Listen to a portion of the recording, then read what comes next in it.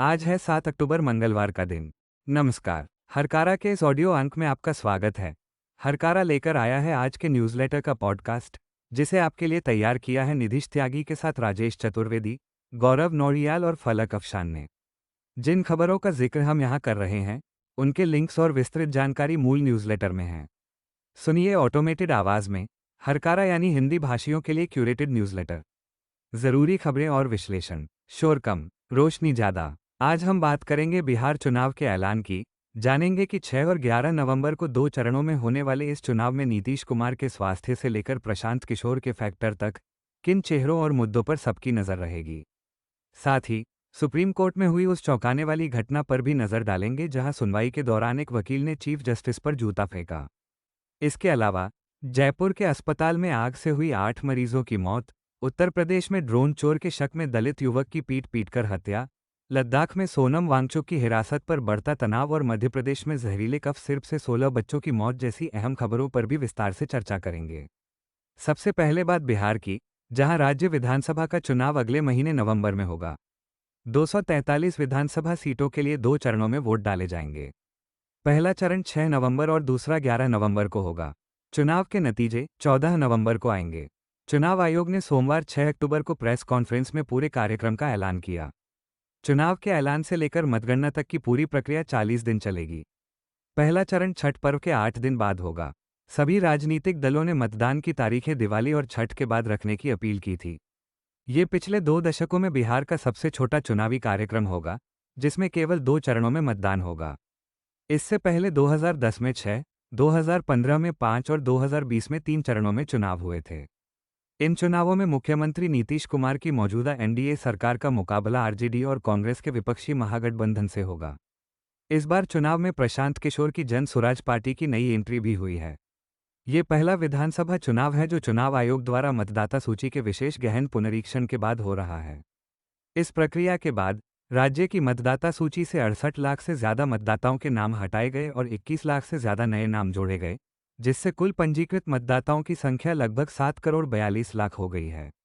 आने वाला बिहार विधानसभा चुनाव कई मायनों में अहम होने जा रहा है। ये चुनाव सिर्फ सत्ता का खेल नहीं है, बल्कि कई बड़े नेताओं के राजनीतिक भविष्य का भी फैसला करेगा। सवाल ये है कि क्या नीतीश कुमार एक आखिरी शानदार पारी खेलने की ताकत रखते हैं? क्या तेजस्वी यादव प्रधानमंत्री मोदी के प्रभाव को रोक पाएंगे? और क्या प्रशांत किशोर बिहार के लिए जरूरी बदलाव साबित होंगे? इंडियन एक्सप्रेस की एक रिपोर्ट के अनुसार प्रशांत किशोर की नई पार्टी जन स्वराज पार्टी एक डार्क हाउस यानी छुपा रुस्तम साबित हो सकती है। आइए उन 5 प्रमुख कारकों पर नजर डालते हैं जो बिहार चुनाव के नतीजों को तय कर सकते हैं। पहला और सबसे बड़ा मुद्दा है 74 वर्षीय मुख्यमंत्री नीतीश कुमार का स्वास्थ्य। आरजेडी के नेतृत्व वाला महागठबंधन इसे एक बड़ा चुनावी मुद्दा बना रहा है। उनका आरोप है कि नीतीश अब प्रशासन पर नियंत्रण नहीं रख पा रहे हैं। नेता प्रतिपक्ष तेजस्वी यादव अक्सर सार्वजनिक कार्यक्रमों में मुख्यमंत्री के वीडियो साझा कर अपने दावों को पुख्ता करने की कोशिश करते हैं। हालांकि जेडीयू इन दावों को लगातार खारिज कर रही है। दूसरा बड़ा मुद्दा है लोक लुभावन वादों की बौछार। एनडीए सरकार सत्ता विरोधी लहर से निपटने के लिए मतदाताओं के लिए कई वादों की घोषणा कर रही है। अब तक राज्य की 1.25 करोड़ से ज्यादा महिलाओं को व्यवसाय शुरू करने के लिए 10,000 रुपये मिल चुके हैं। लगभग 2 करोड़ परिवारों को 125 मेगावाट मुफ्त बिजली दी जा रही है। सामाजिक सुरक्षा पेंशन 400 रुपये से बढ़ाकर 1,100 रुपये प्रति माह कर दी गई है। तीसरा मुद्दा है वोट चोरी बनाम घुसपैठिया। चुनाव आयोग की तरफ से मतदाता सूची में किए गए बदलावों को विपक्ष ने वोट चोरी के आरोपों से जोड़ा है। कांग्रेस नेता राहुल गांधी और तेजस्वी यादव ने वोटर अधिकार यात्रा के जरिए इस मुद्दे को उठाया। वहीं एनडीए ने पलटवार करते हुए विपक्षी गठबंधन पर घुसपैठियों को प्रोत्साहित करने का आरोप लगाया है। चौथा, एनडीए का चेहरा प्रधानमंत्री मोदी। हालांकि नीतीश कुमार एनडीए अभियान का घोषित चेहरा है, लेकिन उनके स्वास्थ्य को देखते हुए इसमें कोई शक नहीं कि गठबंधन प्रधानमंत्री नरेंद्र मोदी की लोकप्रियता पर ही निर्भर रहेगा। कांग्रेस अभियान की कमान राहुल गांधी के संभालने से यह मुकाबला एक और राज्य में 2 राष्ट्रीय नेताओं के बीच होगा। और पांचवा है पीके फैक्टर यानी प्रशांत किशोर। चुनावी रणनीतिकार से नेता बने प्रशांत किशोर ने अपने पहले ही विधानसभा चुनाव में अपनी जन स्वराज पार्टी को एक महत्वपूर्ण ताकत के रूप में स्थापित कर दिया है। माना जा रहा है कि एनडीए की तरफ से की जा रही वादों की बौछार का एक कारण किशोर के दावों का मुकाबला करना भी है। पिछले चुनावों के आंकड़े बताते हैं कि बिहार की राजनीति कितनी बदलती रही है। 2010 के चुनाव में जेडीयू बीजेपी गठबंधन ने शानदार प्रदर्शन किया था। जेडीयू ने 115 और बीजेपी ने 91 सीटें जीती थीं। वहीं आरजेडी-एलजेपी गठबंधन महज 25 सीटों पर सिमट गया था। 2015 में समीकरण बदले। नीतीश कुमार ने आरजेडी और कांग्रेस के साथ महागठबंधन बनाया और 178 सीटें जीतकर शानदार जीत दर्ज की। आरजेडी 80 सीटों के साथ सबसे बड़ी पार्टी बनकर उभरी। इस चुनाव में बीजेपी को सबसे ज्यादा 24.42% वोट मिले, लेकिन सीटें सिर्फ 58 ही मिलीं। 2020 में एनडीए ने 125 सीटें जीतीं। चौंकाने वाली बात यह थी कि बीजेपी 74 सीटें जीतकर दूसरी सबसे बड़ी पार्टी बनी, जबकि जेडीयू केवल 43 सीटों पर सिमट गई। इसके बावजूद बीजेपी ने नीतीश कुमार को ही मुख्यमंत्री बने रहने दिया। आरजेडी 75 सीटों के साथ सबसे बड़ी पार्टी बनी। इस चुनाव के 2 साल बाद नीतीश कुमार फिर से महागठबंधन में शामिल हो गए, लेकिन जनवरी 2024 में वे एक बार फिर एनडीए में लौट आए। 2024 के लोकसभा चुनावों में एनडीए ने बिहार की 40 में से 30 सीटें जीतीं, जो आगामी विधानसभा चुनाव के लिए एनडीए के पक्ष में एक मजबूत संकेत देता है। वरिष्ठ पत्रकार श्रवण गर्ग ने बिहार चुनाव को भारतीय लोकतंत्र के लिए एक लिटमस टेस्ट बताया है। हरकारा डीप डाइव में निधीश त्यागी के साथ बातचीत में उन्होंने चिंता जताई कि बीजेपी का पैसा तंत्र, प्रशांत किशोर की वोट कटवा भूमिका और राहुल गांधी का ओवर कॉन्फिडेंस विपक्ष के लिए एक बड़ा खतरा बन सकता है। श्रवण गर्ग के अनुसार ये चुनाव जीतने के लिए बीजेपी ने अभूतपूर्व तरीके से संसाधन झोंक दिए हैं। महिलाओं के खाते में सीधे पैसे भेजना और युवाओं के लिए बड़े प्रावधान का जिक्र करते हुए उन्होंने कहा कि यह सीधे सीधे वोट खरीदने की कोशिश है। उन्होंने चुनाव आयोग की चुप्पी पर सवाल उठाते हुए कहा कि लगभग 76 लाख वोटरों का लिस्ट से गायब हो जाना लोकतंत्र के लिए गंभीर चिंता का विषय है। चुनावी बिसात पर प्रशांत किशोर की भूमिका को उन्होंने विपक्ष के लिए सबसे बड़ा खतरा बताया। गर्ग ने कहा, मेरा डर है कि बिहार में प्रशांत किशोर वही भूमिका अदा करेंगे जो केजरीवाल ने गुजरात में कांग्रेस के लिए की थी, वोट काटकर मुख्य प्रतिद्वंद्वी को कमजोर करना। विश्लेषण में राहुल गांधी के दृष्टिकोण पर भी गहरी चिंता व्यक्त की गई। गर्ग ने कहा, मोदी जी की बॉडी लैंग्वेज से लग रहा है कि उन्होंने अभी लड़ना शुरू ही नहीं किया, जबकि राहुल गांधी को देखकर ऐसा लग रहा है मानो यात्रा करके उन्होंने अपना काम पूरा कर दिया। भारत की चुनावी प्रक्रिया को लेकर चिंताएं बढ़ती जा रही हैं। आर्टिकल 14 के एक विश्लेषण के अनुसार ये चिंताएं केवल कांग्रेस के वोट चोरी के आरोपों तक सीमित नहीं हैं। ताज़ा मामला बिहार का है, जहां चुनाव आयोग पर अंतिम संशोधित सूची में बिना किसी स्पष्टीकरण के लगभग 5 लाख नए मतदाता जोड़ने का आरोप लगा है। इससे यह आशंका पैदा होती है कि क्या इन जोड़ तोड़ का उद्देश्य सत्ताधारी दलों को फायदा पहुंचाना है। इससे पहले द रिपोर्टर्स कलेक्टिव ने भी खुलासा किया था कि ढाका विधानसभा क्षेत्र में लगभग 80,000 मुस्लिम मतदाताओं के नाम ये कहकर हटाने की कोशिश की गई कि वे भारतीय नागरिक नहीं हैं। हाल के वर्षों में चुनाव आयोग पर सवालों को टालने और हेरफेर के आरोपों पर पर्याप्त ध्यान न देने के आरोप लगे हैं। मतदाता सूचियों में छेड़छाड़ के 2 मुख्य तरीके हैं, फर्जी मतदाताओं को जोड़ना और असली मतदाताओं को हटाना। महाराष्ट्र में 2024 के लोकसभा और विधानसभा चुनावों के बीच मतदाता सूची में 40 लाख से ज्यादा की वृद्धि हुई, जिसने फर्जी मतदाताओं को जोड़ने का संदेह पैदा किया। अब बात देश की सबसे बड़ी अदालत की, जहां सोमवार 6 अक्टूबर को एक चौंकाने वाली घटना हुई। 71 साल के एक वकील ने सुप्रीम कोर्ट की कोर्ट नंबर 1 में सुनवाई के दौरान भारत के मुख्य न्यायाधीश बी.आर. गवई पर कथित तौर पर जूता फेंका। आरोपी वकील मध्य प्रदेश के खजुराहो मंदिर परिसर में भगवान विष्णु की मूर्ति की बहाली की मांग वाली एक याचिका पर सीजेआई की हालिया टिप्पणियों से कथित तौर पर नाखुश था। घटना के तुरंत बाद दिल्ली पुलिस ने आरोपी को गिरफ्तार कर लिया, जिसकी पहचान राकेश किशोर के रूप में हुई है। जब उसे ले जाया जा रहा था तो वकील को चिल्लाते हुए सुना गया, सनातन का अपमान नहीं सहेंगे। हालांकि सीजेआई गवई शांत रहे और उन्होंने कोर्ट रूम में मौजूद वकीलों से अपनी दलीलें जारी रखने को कहा। उन्होंने टिप्पणी की, इन सबसे विचलित न हो, हम विचलित नहीं हैं। इस बीच बार काउंसिल ऑफ इंडिया ने आरोपी वकील राकेश किशोर को निलंबित कर दिया है। सॉलिसिटर जनरल तुषार मेहता ने इस कृत्य को दुर्भाग्यपूर्ण और निंदनीय बताया। वहीं वरिष्ठ अधिवक्ता इंदिरा जयसिंह ने इस घटना को संस्था पर हमला और सीजेआई के खिलाफ जातिवादी टिप्पणी करार दिया। कांग्रेस अध्यक्ष मल्लिकार्जुन खड़गे और सोनिया गांधी समेत कई विपक्षी नेताओं ने भी इस घटना की कड़ी निंदा करते हुए इसे संविधान पर हमला बताया। जयपुर के सवाई मानसिंह यानी एसएमएस अस्पताल के ट्रॉमा सेंटर में रविवार रात भीषण आग लगने से 8 लोगों की जान चली गई। अस्पताल के आईसीयू में लगी इस आग ने कई परिवारों को गहरे शोक में डुबो दिया है। पीड़ितों के परिवार अस्पताल प्रशासन पर गंभीर लापरवाही का आरोप लगा रहे हैं। एक पीड़ित 33 साल के दिगंबर थे, जो सड़क दुर्घटना के बाद ऑक्सीजन सपोर्ट पर थे। आग लगने के बाद जब ऑक्सीजन सप्लाई बंद हो गई, तो उनकी तुरंत मौत हो गई।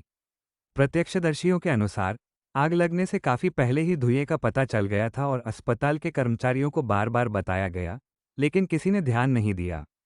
परिवारों का आरोप है कि आग बुझाने वाले उपकरण या तो मौजूद नहीं थे या काम नहीं कर रहे थे।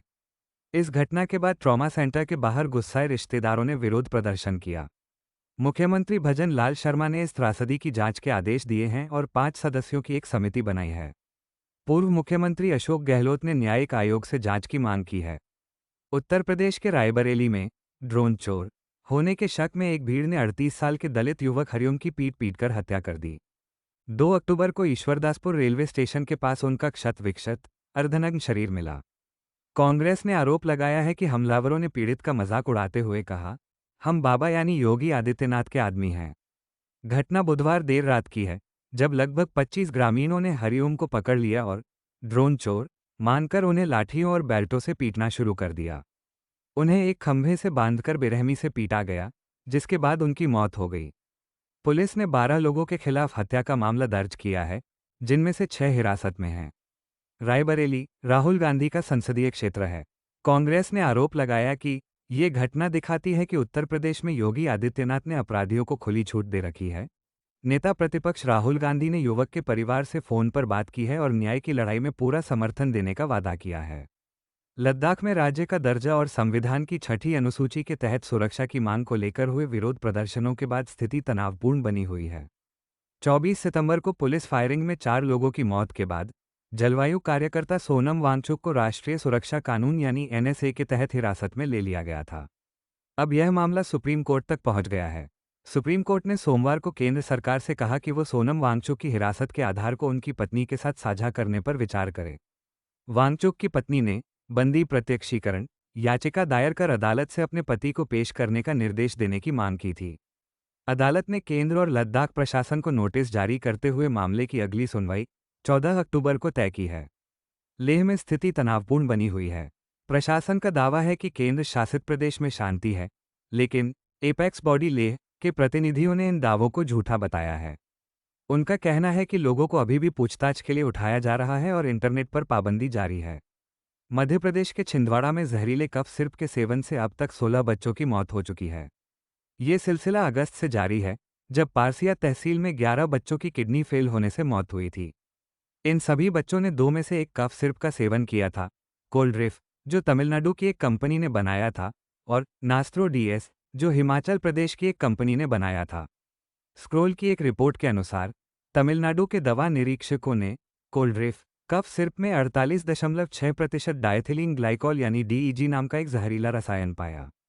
यह एक सस्ता औद्योगिक सॉल्वेंट है जिसका इस्तेमाल दवा में प्रतिबंधित है क्योंकि यह किडनी फेल होने और मौत का कारण बन सकता है। 5 अक्टूबर को भोपाल की लैब ने भी कोल्ड्रिफ के सैंपल में 46.28% डायथिलीन ग्लाइकॉल की पुष्टि की। इस त्रासदी ने न केवल परिवारों को तोड़ा है, बल्कि उन्हें कर्ज में भी डुबो दिया है। इस मामले में एक सरकारी डॉक्टर प्रवीण सोनी को भी गिरफ्तार किया गया है, जिन्होंने अपने निजी क्लिनिक में कई बच्चों को ये कफ सिरप दिया था।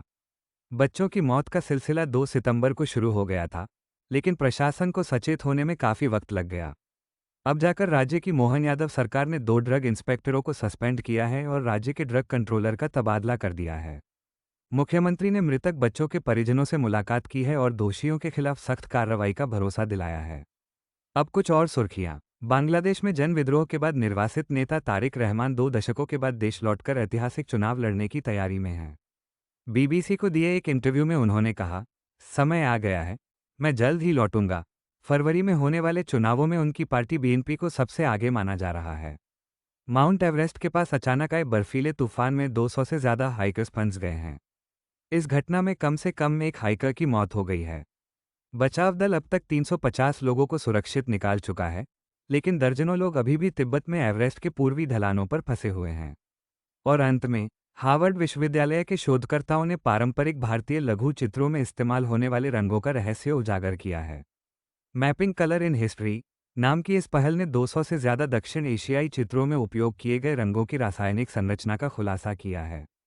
इससे पता चला है कि 18वीं सदी की एक राजस्थानी पेंटिंग में इस्तेमाल प्रेशियन ब्लू रंग बलिन में बना था और उसे एशिया में निर्यात किया गया था, जबकि इंडियन येलो रंग बिहार में आम के पत्ते खाने वाली गायों के मूत्र से बनाया जाता था। ये शुद्ध रंगों के माध्यम से इतिहास को पढ़ने का एक नया तरीका पेश करता है। आज के लिए इतना ही। हमें अपनी प्रतिक्रिया, सुझाव और टिप्पणी ज़रूर बताएं। मिलेंगे हरकारा के अगले अंक के साथ। हरकारा सबस्टैक पर तो है ही, आप हमें WhatsApp, LinkedIn, Instagram, Facebook, YouTube, Spotify और ट्विटर यानी एक्स पर भी पा सकते हैं। शोर कम, रोशनी ज़्यादा। धन्यवाद। जीते हैं यहाँ दुनिया को धोखा देकर। आज की ताज़ा खबर, आज की ताज़ा खबर, आज की ताज़ा खबर। आओ काका जी इधर, आओ मामा जी इधर, सुनो दुनिया।